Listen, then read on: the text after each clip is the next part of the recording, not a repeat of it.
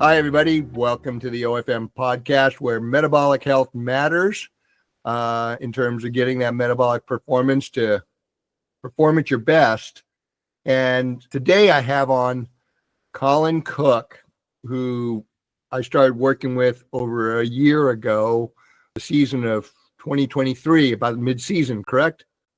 Yeah, I believe that's right, Peter. Yeah. And so Colin really responded to the Vespa and we did some tweaks, some OFM tweaks with him. And since then it's been in terms of the metabolic performance and his performance, been a really good trajectory. So Colin, welcome. Thanks so much for having me, Peter. Excited to be on. Yeah. Well, I'm looking forward to this conversation because a lot of people say that a lot of people lump what we're doing into the keto low carb thing. And I think it's because they have no frame of reference, right? Sure. Right. There's so much information out there and confusing information out there. It's ridiculous. Yeah. And everybody's been, especially in the last couple of years, everybody's been sort of, I don't know how to say it. They've been messaged in a way where they're just all focused on this hyper high carb fueling. And Totally.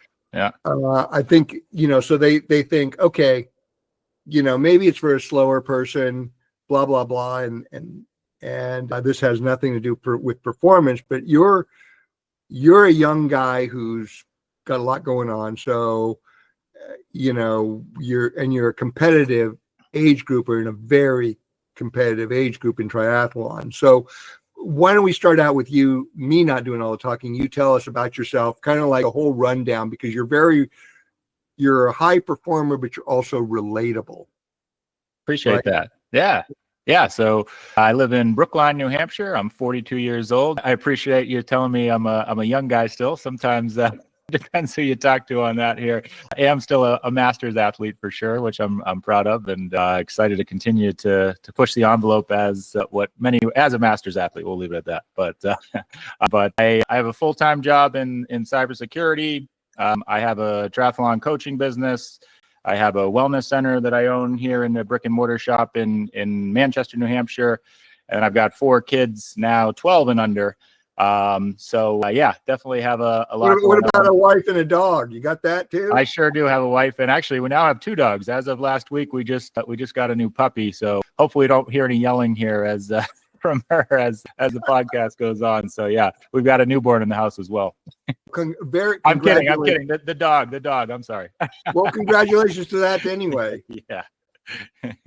No. That's what life is. So you've got, and dogs are great for kids. The only thing is trying to manage the time with them. We literally have to set a timer for each of them so they don't fight over her.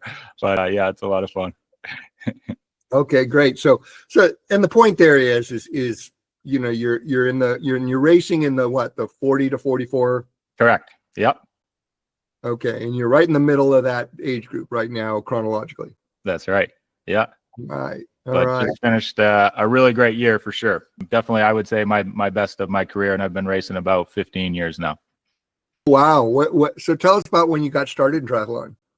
Yeah, so I got started, quick kind of story. So I actually say that I got into endurance sports because of drugs and alcohol. So I was a hockey player in college, but I was definitely headed down the wrong path for many years. And literally in a drunken, drug-induced state, I told my buddies that I was going to run the Boston Marathon. That was back technically in 2008. And, so they all laughed at me and said, sure, Colin, why don't you have another one here? And I did do that. So I ran 354 in Boston in 2009. And, fast forward to this year, I ran Boston in 238. So a little bit of progress there. How old were you when you ran Boston? And what was that? What did I, 20, 26, 27, something like that? Yep. And you ran a 354, but then you ran a 238 this year. That's right. Yeah. And also ran at Ironman Lake Placid a 254 off the bike in Lake Placid, which is considered a pretty tough course as well. 250, a sub 3 hour marathon at the end of a Ironman triathlon at Lake Placid. Correct. Yep. How'd you do that day? I did all right. I did all right. Win your age group? I did. I won the amateur race overall. Yeah. So. Okay. So yeah. Okay. Well, that's so. Let's give it. Why don't you give us a recap? Because when you were introduced to this a little over a year ago, it was like July, August that Kurt put us together. Correct. Yeah, I would give a shout out to Kurt Madden. He's the one that definitely connected us here, and appreciate everything he did for me.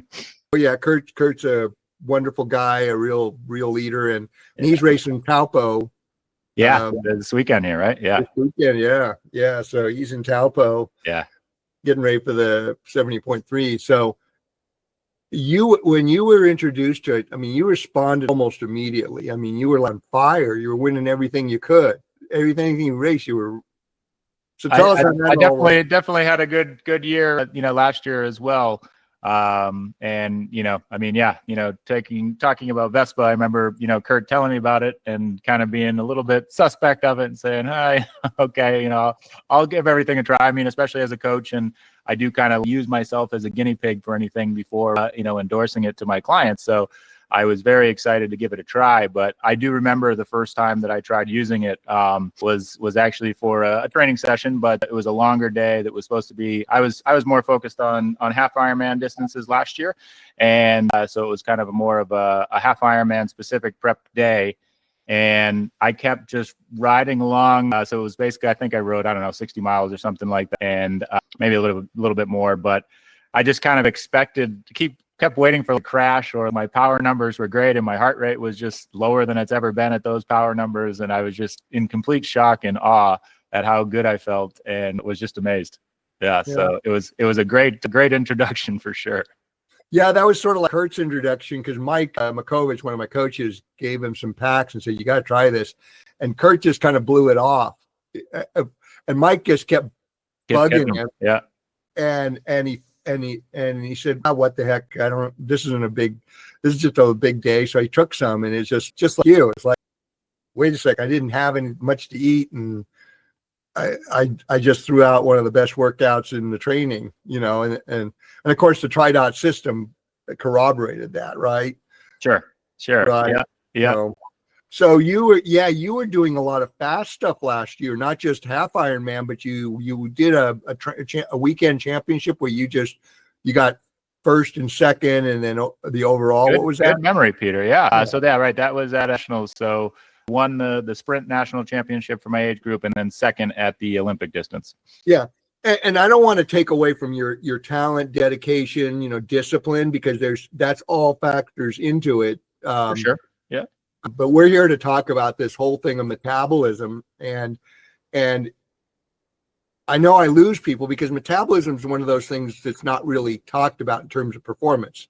Absolutely. Yeah. And it's hard to put it's hard for most people, because they're not biologists and physiologists, to wrap their head around, what significance it has. So this year, what were you focused on? You formed up a team, and you guys were pretty going into this year really dedicated to what, the full Ironman distance? Correct. Yep. So I did, doing Ironman Lake Placid was, with the expectations to hopefully qualify for Kona and then race Kona in the Ironman World Championships.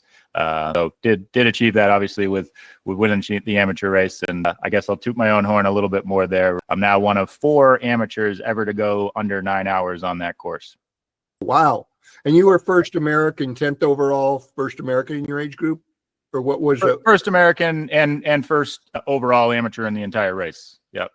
The Kona this year? Oh, no. I'm sorry. Okay. I'm sorry. That was Lake Placid. For Kona, right. I ended up 10th in my age group, first American. Correct. Yeah. And how'd that race go for you?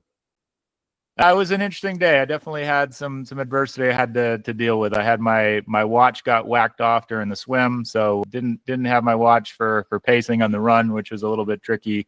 But then, I do, as I was telling you quickly before the show here, I do have a sports hernia actually dual-sided sports hernia that I think kicked in. I actually raced New York 70.3, 5 weeks before Kona, and I think about the week before that is when that kicked in. So it definitely impacted my run training for sure. So I didn't run quite as well as I had hoped to. I mean, but pretty much everybody says that after the Ironman World Championships. But yeah, so it was I would say I was pretty content with the day, but I was truthfully, I was hoping to go top 5 and be on the podium, which I didn't achieve, but still definitely a respectable day. Right. So in other words, you were racing compromised. 100%.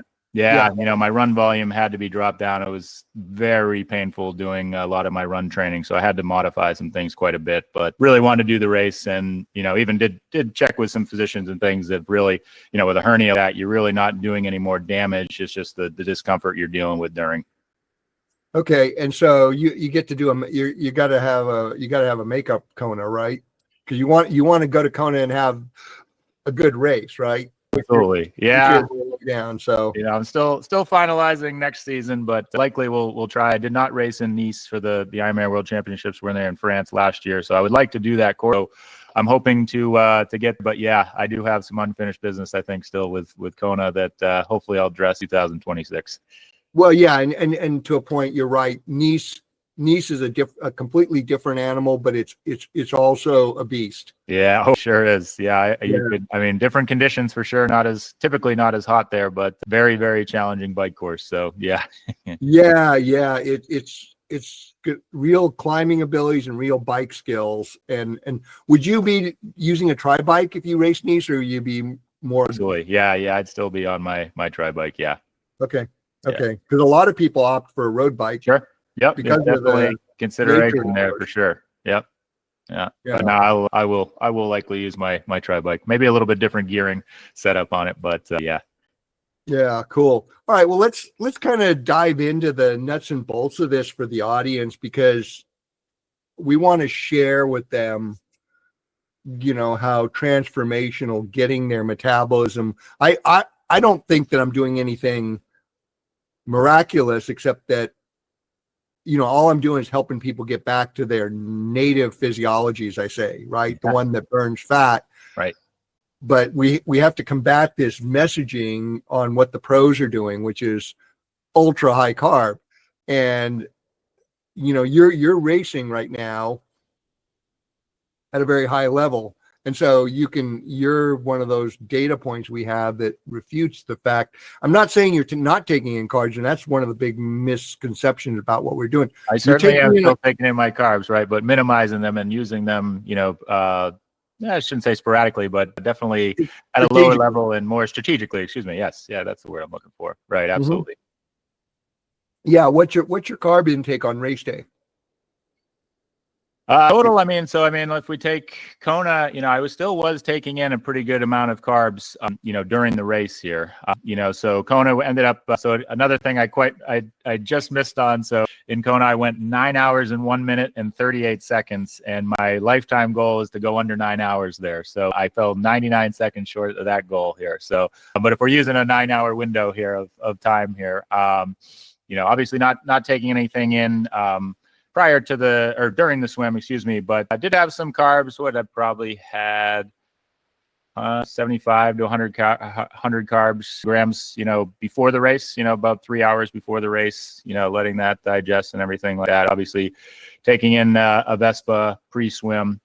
And then, on the bike, I do go on the heavier side on the bike. So I think I ended up right around 100 grams per hour on the bike here, in addition to my Vespas. So, from a racing perspective, I still am I would, a lot of people would argue was on the higher side there, but, strategically and in my training, it's definitely a lot different than that. Yeah. So you're saving that high carb for race day. Your training, you're probably half most of the time? Yeah, usually even less. Yeah. Depending on the duration of, I do typically, I'll say, do a standard kind of training plan where I'm usually doing my longer stuff on the weekend, right? So, that Saturday long ride will include some, relatively speaking, higher carbs. But, if I have, let's say, a 2 hour ride or, an hour and a half ride or something like that, I may take in, 25 carbs an hour or something like that, really just, with a good amount of fluids and still some salt and things like that, some sodium, but pretty low on the carb side, excuse me. Yeah. Yeah. So it's and when you're in a high training cycle, you do need the carbs, and we actually do promote that. People are taking them into it when the training cycle is high, but when you go into, say, a recovery cycle, a recovery rides, recovery runs, and your volume goes down, I mean, the carbs go way down, don't they? Right. Exactly. Yep. Absolutely. So yeah, I think that's probably. I am not a calorie counter per se here, and while I'd say I'm strategic with it, I'm not overly strategic, and I'm not one that logs things crazy and things like that. So I'm shooting from the hip a little bit here, but yeah, that's definitely the general model for sure. Well, you're a gunslinger, so you got to shoot from the hip. Yeah. Right. I like it. And that's what we teach is for people to be more intuitive about it, because the really highly structured way of approaching things is just it's hard to keep track of, because our conscious data driven minds can't handle it, and it produces a lot of stress. Absolutely. Yeah. Don't get me wrong. I do think there is value to occasionally tracking, your food intake and logging things. And I do think that can be an eye opener sometimes of, what is actually, a true serving of whatever you're eating or something like that. Right. And measuring things, but I certainly don't do it on a regular basis. Not in daily life. Right. To say the data corroborates the experience. It doesn't drive it, but we're living in a quote unquote data driven world. Right. Oh, totally. Yeah. And so I think when it comes to training and racing, we've got it kind of backwards. We're not trying to discount the data, but it's a tool, not the end all be all, right? And with all this technology, your Garmin, your bike speedometer, all these nutritional formulas, it gets a little over the top, and that's hard to manage. It sure is. Yeah. And I think also, to speak a little bit more holistically, I think as somebody that's been in the game for 15 years, I've obviously made some adjustments and some pretty big swings, in this last year since I've been working with you. But, I think that it goes along very well with the messaging and how you're trying to help the community to understand that, we don't need all these carbs, and, we don't need to be taking a gel every 20 minutes during training, and those kinds of things, which is a very common tactic and things that people, are encouraged to do. Right. So, but I think, at the same time, when you're newer to the sport, or if you have to obviously be confident in your nutrition strategy when it comes to racing. Right. So when you're newer to the sport, you may have to do a little bit more testing.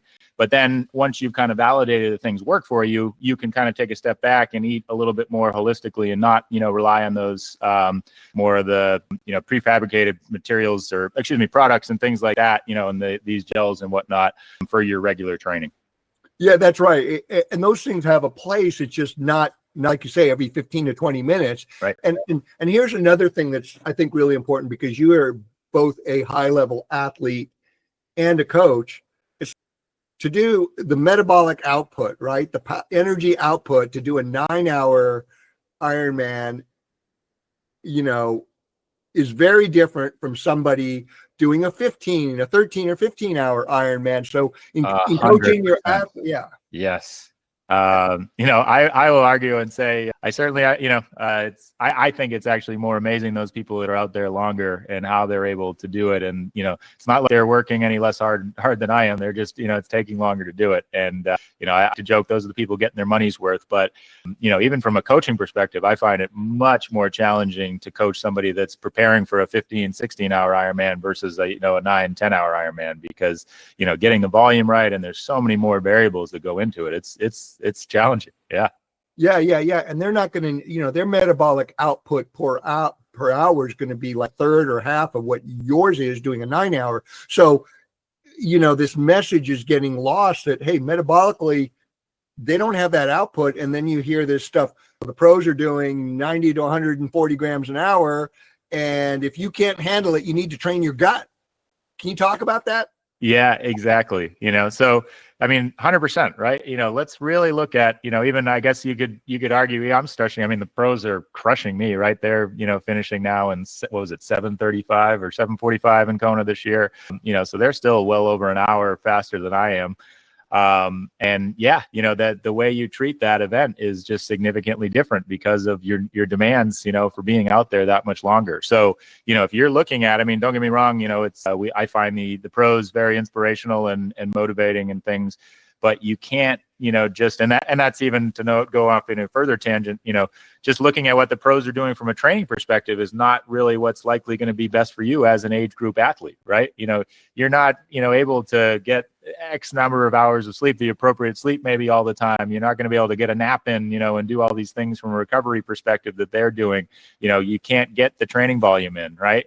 So it's a much different beast when you're talking about age group triathlon, for the realists and the people that the reality of, what life is like. And, that's what I always say from a coaching perspective too, is, stress is stress, right? It doesn't matter where it's coming from, right? Sure. We want to, make sure that we're putting the appropriate load and stress into your training, but it's got to be reflective of what else is going on in your life. And so if you've got, a newborn at home, or you're not sleeping as well, or challenges at work or relationships and those kind of things, it has to be impacting your training. And if you're not accommodating that, you're going to miss the mark.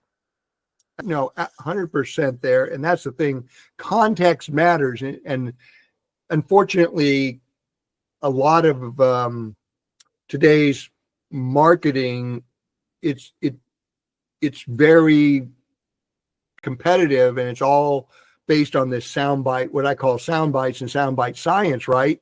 Yeah. So it's simple, one-dimensional, and because all the noise out there, it's forced on you. And then that more subtle, personal, individualized conversation that you would have with your clients as a coach isn't coming across there. And people are getting a message that most likely doesn't apply to them, because like you say, they're saying what the pros do with the inference that you should be doing it too. And if you're not, you need to train your gut. So exactly. I mean, you probably have experimented with that in your career, how to get more in efficiently, and how does that work for you? Well, I mean, I guess more in, I will also say, I think part of the reason I was, had such a great season last year is to be fair, is I did do a little bit more volume than I have done in the past. So I was kind of pushing the envelope a little bit there, but still being, keep that in mind with, everything else I going on. I'd say I highly doubt I'm training as much as most of the other guys that I'm competing with at my age group and so forth. Those guys I think are pretty regularly in the 20 plus hours a week kind of training. And I did definitely get there for a few weeks this year, but not on a regular basis. And there's one guy that had a YouTube channel in my age group that I think he's putting in, 25 plus hours a week on average, he's training essentially like pro. And he has the lifestyle that he can, potentially is doing that, and able to handle that obviously, but it's not the reality for me. That's for sure. Well, yeah, I know, like in competitive triathlon and competitive ultra running and marathoning, the age groupers who are putting down those really fast times, they're sort of like pro. They're a semi-pro. I mean, they have a job, but it's secondary to their training and racing. And that's not to knock them. It's fantastic if you have that opportunity, but how many of us? Not the reality for most people. Yeah. Right. So in ultra running, I tell everybody Jeff Browning's the guy who's doing everything, the way it should, because at 53, that's his day job, and he does coach, but he coaches and he trains, and he's able to get the strength training in, the body work, the downtime, those little things, right? Yeah, right. And for most people, that's not an option, and certainly in your case, I mean, your career and job is very demanding. Fortunately, you're really driven. You've got 4 kids, a wife, 2 dogs. You got your family, extended family, and friends, and coaching and wellness center, but you're managing to make it work and still stay on top. So I think you're a great example. I don't know if you listen to that podcast. I'll send you a link to it, but about a month or 2 ago, I interviewed one of my early adopters, John Rutherford, who's in his late 40s now. Yep. And he showed up with no specific training and got 10th overall at Badlands. And everybody's, who are you? How did you do that? Yeah, right. Yeah. And this guy, his day job is he's got a wife, 2 kids, all that, but his day job right now is he's the foreign service officer at NATO, and he reports directly to the ambassador at NATO. He's a Marine, a lieutenant colonel in the Marine Corps Reserve, and he speaks Russian.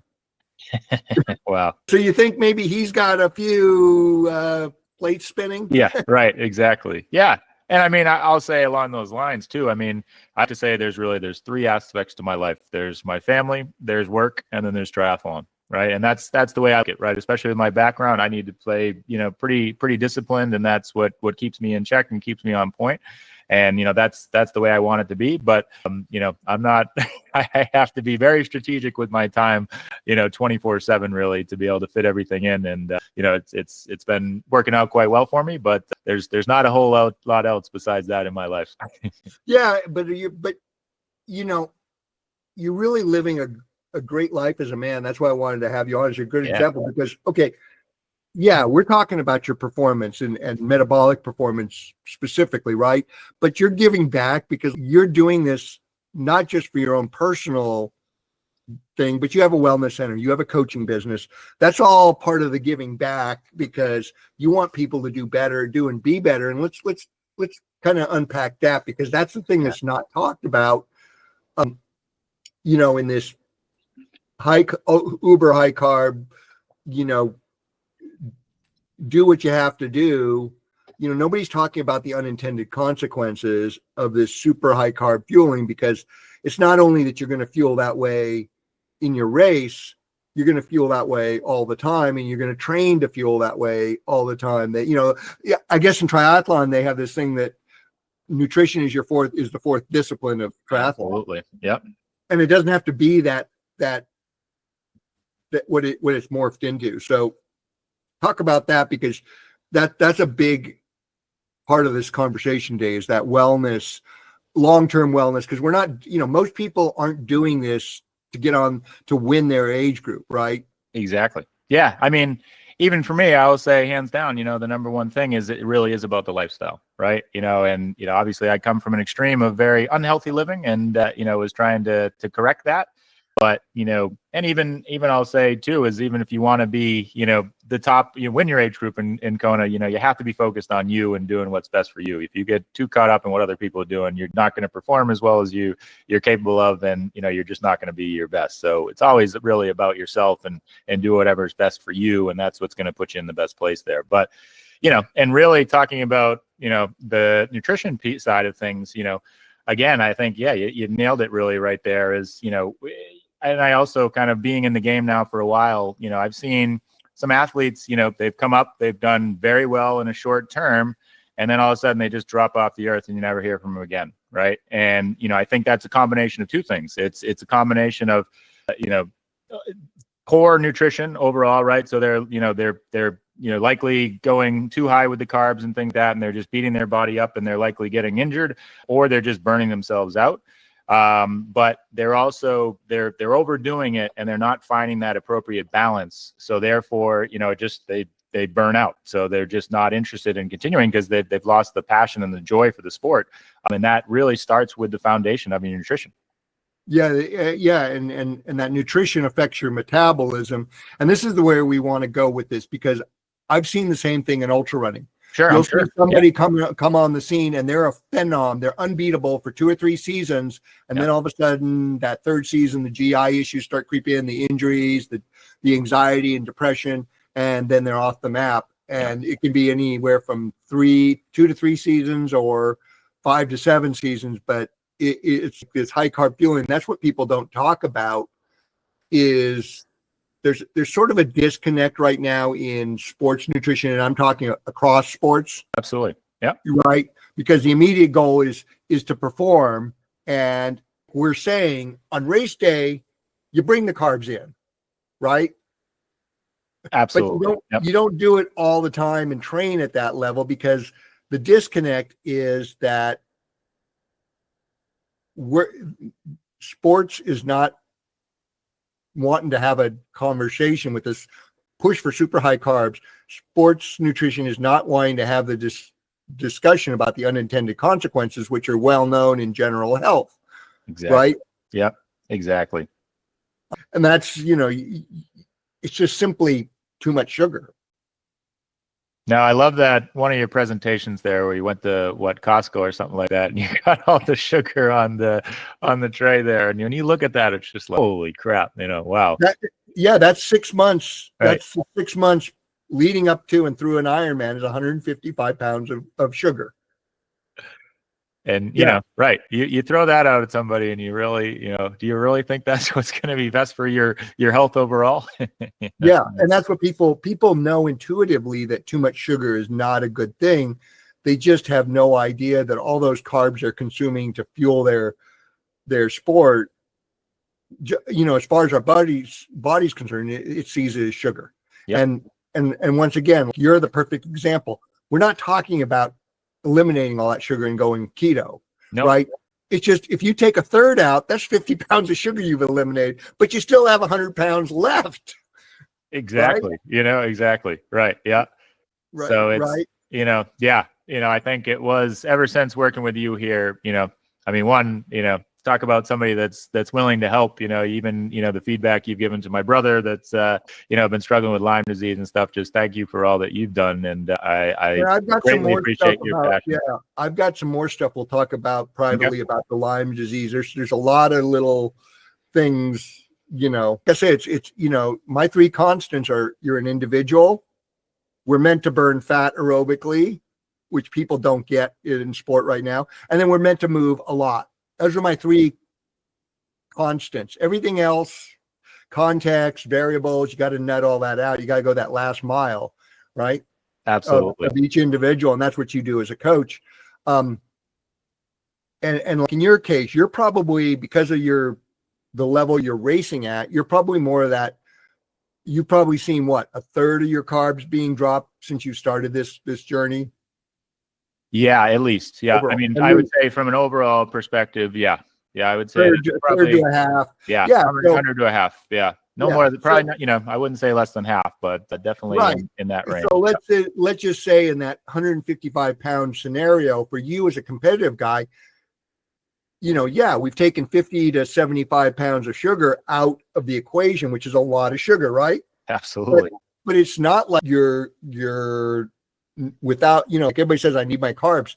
You got plenty of carbs. You're just using them more intelligently because, sure, they're going to give you that boosted performance when you need it, but there's unintended consequences from doing that, right? Absolutely. Yeah.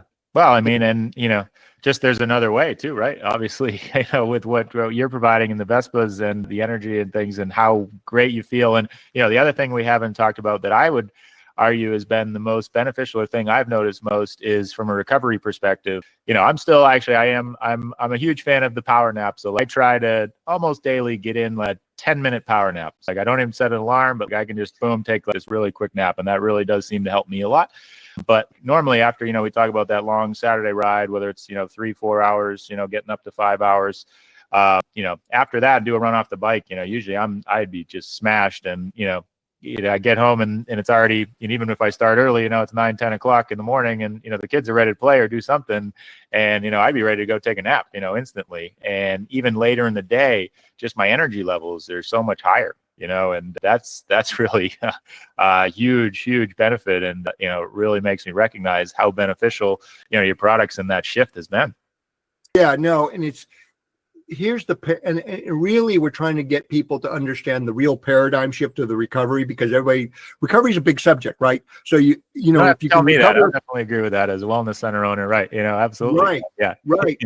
But the paradigm shift that the audience needs to know is the more fat adapted you get, not keto, but fat adapted, right? Performance fat adapted, and using the Vespa, because the Vespa, you don't even need to make a switch. For a lot of people, they just need to know, hey, don't change your thing. Just start using the Vespa, cut your calories by 1/3 to 1/2 and see how you go. But that recovery isn't per se that you recover faster. It's that you've prevented the damage you need to recover increased from. Inflammation, right? Yeah. Yeah. Yeah, well, and cellular damage to your cell walls and to your mitochondria. I mean, right. You're pulling. This is when we talk about those phenoms that come on the scene, and they're unbeatable. They're fueling the way they're supposed to from the science standpoint, right? They're pulling out they're burning a few more mitochondrial matches than they're putting back in their recovery. And over time, eventually it's going to catch up with you, right? it's yeah, exactly. And that's well known in the basic research now, but there's still this, in the pursuit of, oh, you got to perform your best, you want a PR, the approach has been this expedient way because, in a frontline system, you give carbs, you go faster, right? But in any, the analogy I'll use is anybody who's really into their thing, whether it's a career or whatever, the stuff that's on the surface may sound this, ergo that, but if you really know a subject, it's not that simple. There's always, it can be completely the opposite in terms of the reality. You as a guy in cybersecurity, it's like you probably, the layman would say, you got this problem, we need to fix it. Let's do this to this. It's direct, but no, you got to go way in deep and do something fundamentally different. Absolutely. Yeah. Especially if the intruder has already compromised the systems and still has access. So right.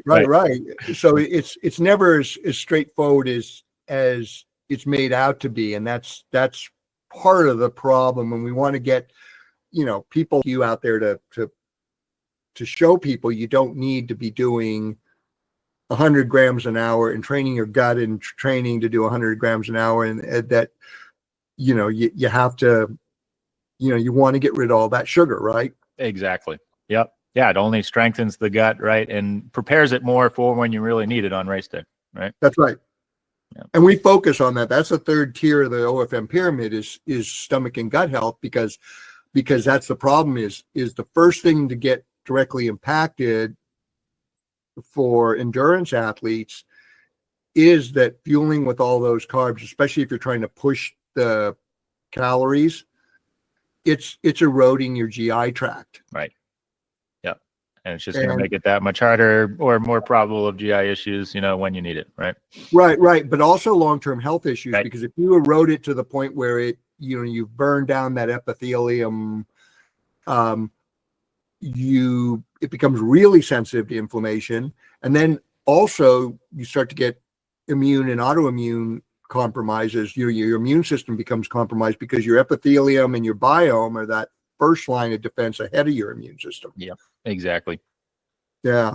So any other insights you have from this?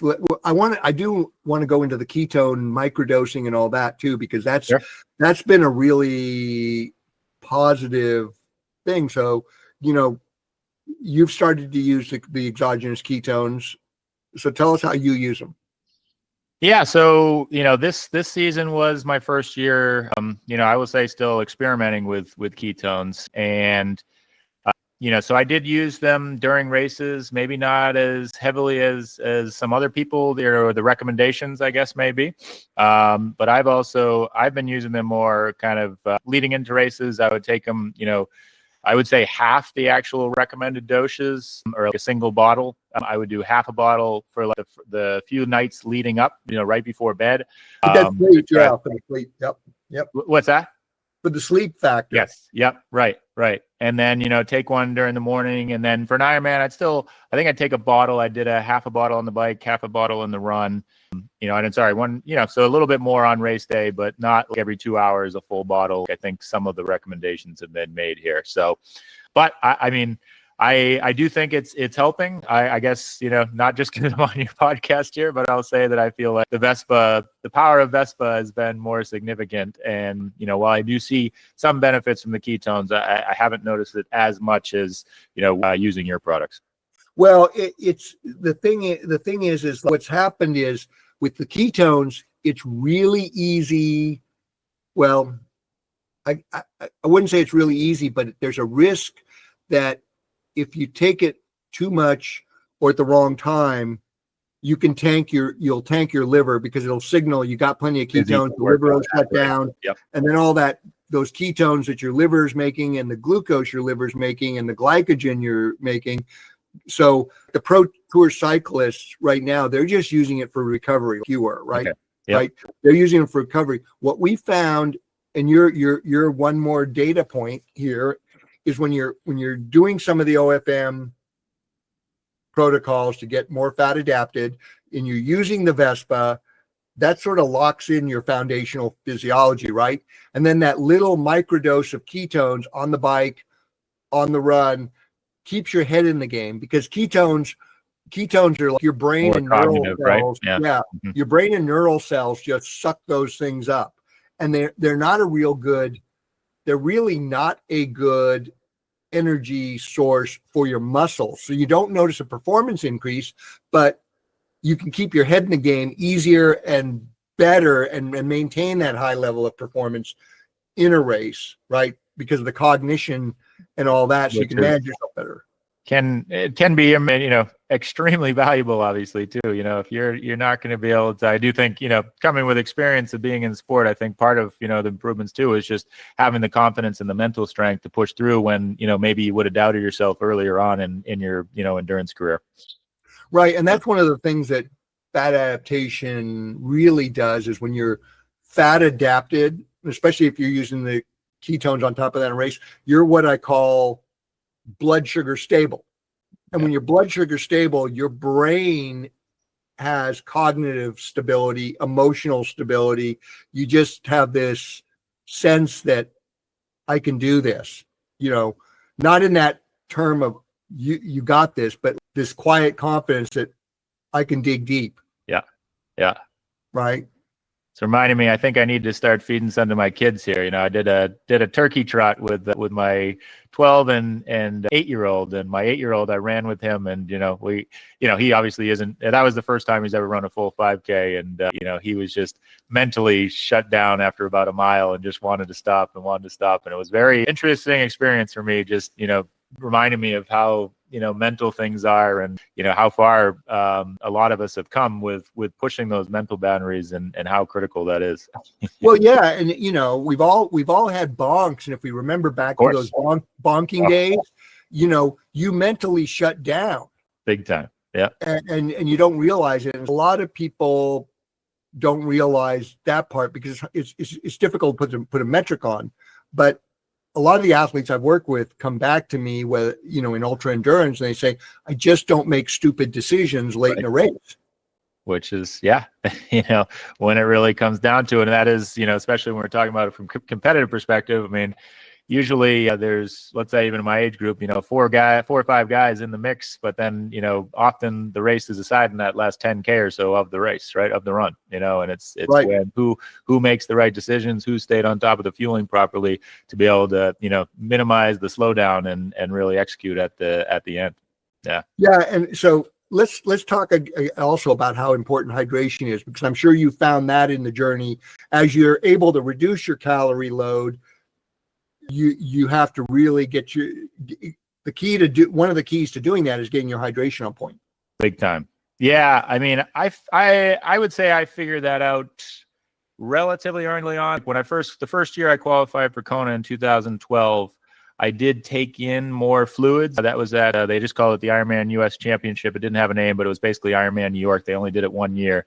But, that was a real revelation for me in recognizing how important, the fluid intake is. And, I think that goes just so much deeper into, yes, what we're doing during the race but during training, but just our overall nutrition and, nutrition and hydration intake. And, I think so many people are dehydrated, especially, I mean, athletes in particular, but across the country, the globe, people just aren't getting in enough water. And, that's something I really focus on a daily basis for sure. Yeah. And with the water, you have to have the electrolytes. And right. I think a lot of people, especially if you're an athlete training and it's summer, the amount of sodium, because we've been told for decades to watch our sodium. Yeah. Right. And it's completely 180 degrees. Yeah. If you're doing ultra endurance, and people just don't get enough sodium, and it's tough. Yeah. Yeah. And when I say that, so I mean, that's actually something I do different than some people may, even for short runs and things like that. It's pretty common for me to add Himalayan salt to my bottles and things like that. And I do have relatively low carb. SIS makes it a little tab that I will use just to get some electrolytes in. And if it's super hot, during the summer, I'll take some of those in during, just during the day as well, to make sure I'm staying on top of that stuff. Yeah. Okay. So, you got a wellness center, you're coaching, you got kids, one of the things when you're talking about your kid running the 5K, it's like, I was thinking, those are one of my pet peeves is like when you look at how they're quote unquote fueling kid sports, you go to these soccer things and all that. It's like they're feeding kids sugar. Oh, just nothing but Gatorade, right? Right. Well, juice boxes, Gatorade, Juice boxes, right? Yeah.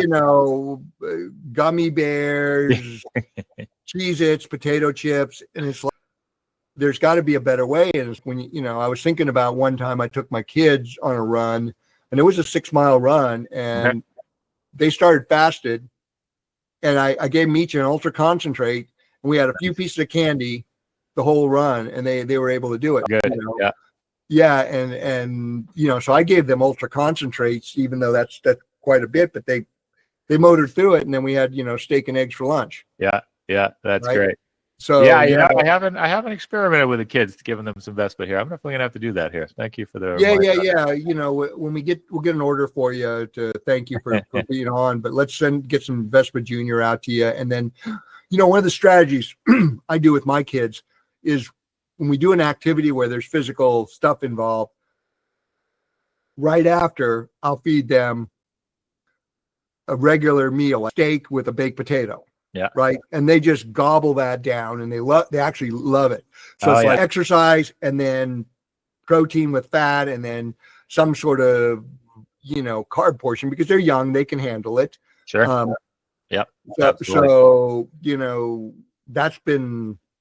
that's been a consistent thing with them, and they actually look forward to that.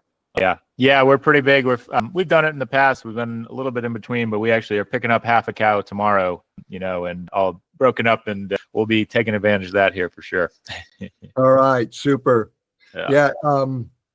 Anything else you to share with what you're doing as coaching? Let's give a shout out to you. Is your coaching load full, or you got some slots, or? I'm pretty close. I think I've got 1 or 2 slots right now here left. I do like to cap it at 20 that I'm working with at a time. So, but it is, being the winter, we do have people will drop off sometimes during the winter and so forth. So, but yeah, I guess you mentioned, so Top Guns Triathlon team is the team that I started this year. I do think the power of being involved in a group is extremely powerful. Even, with this group, we're mostly based in New England, but we have people, and actually we went from just over 30 members to a little over 40 members for 2025. And, we're starting to spread a little bit more to the West. And, even if you're in a remote area where you may not be able to train directly with people a lot, I think being associated with other minded people is extremely valuable and very motivating, especially if you're seeing other people, having great results and things like that. It just, to me anyway, certainly is very inspiring and pushes me to say, all right, I want to do that too, right? I want to be there. And strong believer in the group and the power of community, even if, we are, me living in Brookline, New Hampshire, right? It's a population of 5,000. We're about an hour north of Boston, but I do almost all my training exclusively. I guess one thing more about my lifestyle, I never set an alarm, or very, very, very rarely. And, I typically wake up around 4 a.m. I think this morning it was around 4:15. Sometimes it'll be 3:45, somewhere in that window, but to naturally kind of wake up.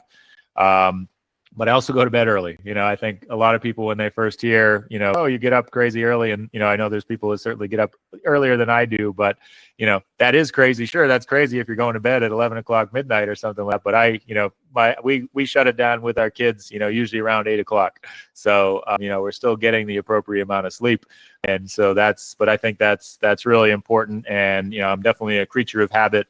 And getting into a good circadian rhythm and being in a good groove really helps to keep me on point for sure. So, I think that's definitely something that I would consider or recommend people consider. And then also really it just comes down to planning, right? And I think if you set yourself up and you have a kind of a strategy in place that, I always say, I know exactly what I'm going to be doing hopefully today, and, have a pretty good idea on tomorrow. Looking too far ahead can kind of get yourself a little bit out, too much and be a little bit too consuming. But, as long as you stay present and focused on what you can do today, and there's going to be challenges. There's going to be, especially life's going to happen, right? And training's never going to be perfect. And the more you're willing to accept that, the better off you're going to be. Yeah. And that brings up two sayings that kind of envelop what you just said. And it's people don't plan to fail, they fail to plan. Right. And then of course you have to have a plan, but you got to be able to adapt to the dynamics of anything. So that's the worst thing. And like I see in ultra endurance, you see these type A's, they go to the nth detail to plan everything out. And then, the given in ultra endurance everybody forgets about is the only thing you can plan on is something happening that you didn't expect. It's not going to be perfect, right? Exactly. Right. It's like a hernia or this or that, and it can set people up, and then they want to stick to the plan they had rather than adapt to the situation. Right. And so it's mindset is everything, right? You know what I mean? Right. So I am lining up. I'm going to be having surgery here in a little over a week, and I am definitely not happy about that, right? That's not what I want here, but I'm looking at it as an opportunity to one, as a coach, I'm now experiencing something that some of my athletes have to deal with, right? That I've been fortunate enough not to really have to deal with in a long time. But then also it's an opportunity to focus on some other things and figure out what other things I can do while not necessarily being too active during that time. It's supposed to be 6 weeks of no exercise post surgery, which is going to be a challenge. You'll be back. You'll be back starting within I would say 10 to 14 days. Hopefully, I'm expecting to at least be a lot shorter than that here. But, there's definitely other things I can be doing, right? I think part of the reason, actually, not to get too far off a tangent, is that I developed this because of being more of an upper respiratory breather and not doing a very good job of belly breathing and getting down and really using the entire lung capacity that I have. So it's an opportunity that I've already started working on, and hopefully, in the long term, is going to make me a better athlete, So yeah, no, and that's key to fat metabolism, because if you want to really get your potential with fat burning, you really got to get your aerobic capacity working well, and focusing. This is one of the things I don't like, where everybody says you got to strengthen your core, because people tend to lock their core when they strengthen their core. Yep. And you have to be able to let your core relax, so the diaphragm drops. Yep. The air comes in efficiently and fully, and then it gets pushed back out, the waste products, the CO2. And I remember when I started running at 40, I had to reconfigure, because I was doing exactly the same thing you were. And I sounded like a freight train, because I was breathing in at the wrong time and breathing out at the wrong time. And it's like, I'm very conscious of when I run, I want to be in that really balanced biomechanical state to where my core goes through that cycle of relaxing and compression. But so initially it's being conscious and training your mind to be, and your body to be able to do that. Then it becomes natural, and then hopefully you're off to the race. Right, and we're just getting ourselves back to that natural balance thing. And in order to burn fat well, you need to have that, because it takes twice the oxygen per ATP produced when you're in beta oxidation versus ketosis and glycolysis. So ketones and glucose don't take as much oxygen. But here's the kicker, and it works both ways. It's when you develop that big fat burning base, so you can burn fat because it takes a lot of oxygen. Okay, when you're on race day and you switch over to burning more glucose, you can burn a lot more glucose. That's, you probably have seen that when you bring the carbs in, it's rocket fuel now. Yeah, exactly. Yeah. And so when you do that core stuff and start getting your breathing really dialed in on the bike and on the run, and even in the swim, you're going to see your performance go way up, your recovery go way up, and you'll probably be able to back off another 10 or 15% on the carbs. Very cool. All right, there you go. So another positive, hopefully that's going to come out of this here, right? Yeah. And so really looking forward to, let's have a few conversations on your individual stuff as you go through recovery. I'm sure you're going to be hitting the collagen foods, rich foods, to Already doing that, but yeah, even a little bit more here for sure. Yeah. Yeah. Because that's going to be key to healing. Yeah. And we can talk about that individually. We don't need to get for the audience with Sure. your recovery, but the collagen for that sort of thing is going to be key. Yeah. So where do people find you? Sure. So Instagram, if you want my personal, it's Colin Wesley Cook, or Peak Triathlon Coaching, or peaktrycoaching.com is the website where you can check out Top Gun's Tri Team. I guess we didn't mention I run the local triathlon club here in New Hampshire. It's called Northeast Multisport. And then we have Peak Recovery and Health Center is my wellness center. And then hopefully don't mind, I also have a podcast called Age Grouper for Life, which you've been a great guest on here in the past. So people can also listen to that here as well, agegrouperforlife.com. Yeah. And you don't just coach high. No, it's not about, kind of goes into, the age group for life. It's about the life. And as I said, it's about that lifestyle and living healthily. And so, sure, we talk about performance and trying to be the best we can be, but it's all about, our individual performance. Yeah. You're not coaching. All your clients aren't people who are gunning for the win on the age group. They just want to be the best version of themselves they can 100%. be. Yep. Exactly right. Yeah. That's what. So Colin, thanks so much. I'm looking forward to working with you. So let's get let's get that procedure behind you, get the healing going so you can come into what do you got tapped in for 2025? What's your goals, your competitive goals for 2025? Yeah. So originally, pre hernia here, I wanted to was hoping to go sub 235 at Boston. Weather pending, of course. We'll have to see how the recovery is going. If that's going to be feasible here, that might be a little bit soon for me, but I don't know. I think it definitely could be there. But the focus will likely be doing Ironman Lasted again to get a knee slot and get on that podium at the Ironman World Championships. Okay, so you're planning to run Boston. You got plenty of time to heal to run Boston, whether you run a 234, right? Whether you run a 234, but if that's not in the cards, just because you're still recovering, you just got to go and kiss all those girls. All the Wellesley girls have to get kissed. That's right. I did grow up in Massachusetts. That race is really special to me. Obviously, got me back into the lifestyle that I'm living now. So definitely I'm hoping and planning to still experience that. And if I don't go quite that fast, that's all right. Well, and I didn't quite fully realize the backstory of, you were a young guy living a little wild and going down that wrong road. So this is really pretty inspiring, but I want to leave you in the audience with a little thought here, because I'm a biologist and I look at everything from a biology thing. And when you step back and you take off the judgment and just observe it for what it is, I've often wondered that because when you look at it from a biological thing, in terms of the pressures that shaped us, the environment that shaped us as humans, what if addiction was a necessary survival and thrival mechanism? Because you need to have, in the world, the environment that we were shaped, you had to have some pretty serious addiction to go out and hunt and gather and to mate. I mean, it took a level of drive and focus, and I think that males get lost.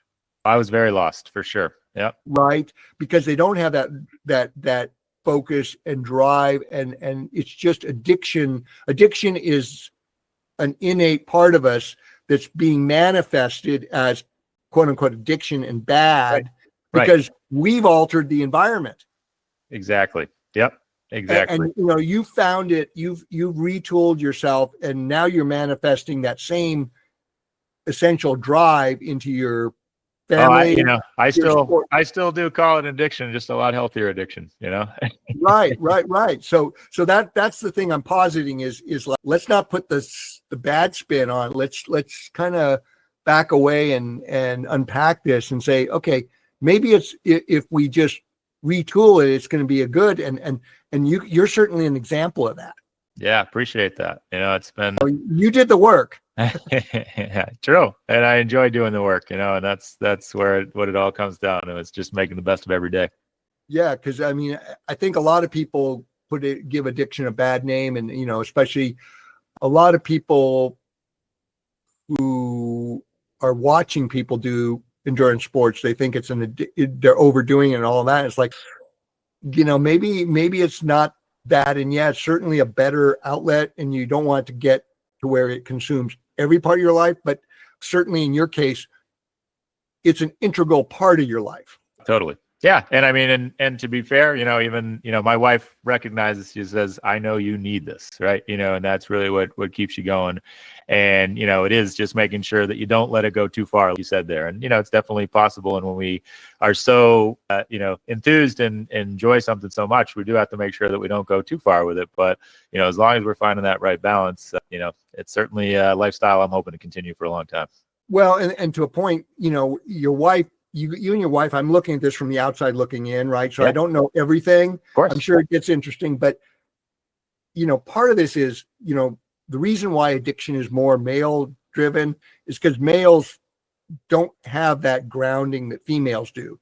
Your wife, what I call the biological imperative of a woman, a female, in terms of a female animal, is to select a mate, conceive, gestate, birth, lactate, and nurture young.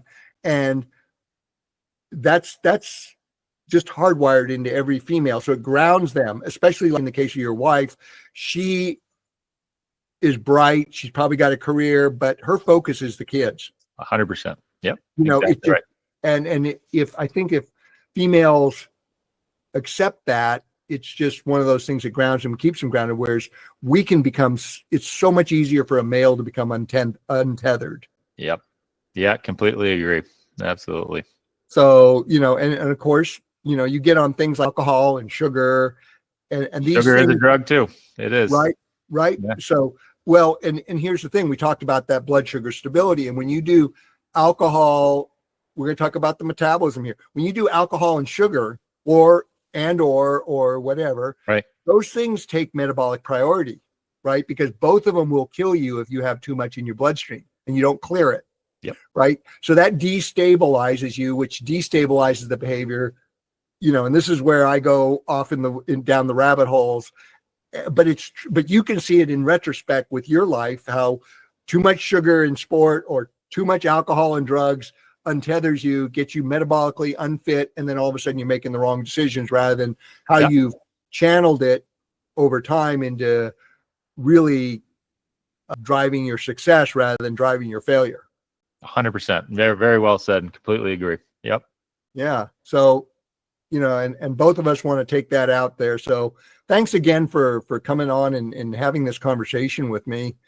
And let's move it forward for a fantastic 2025. Sounds great, Peter. Yeah. Thanks again for having me on. Anybody has any questions, feel free to reach out to me, but listen to this guy. He knows what he's talking about. Thanks, man.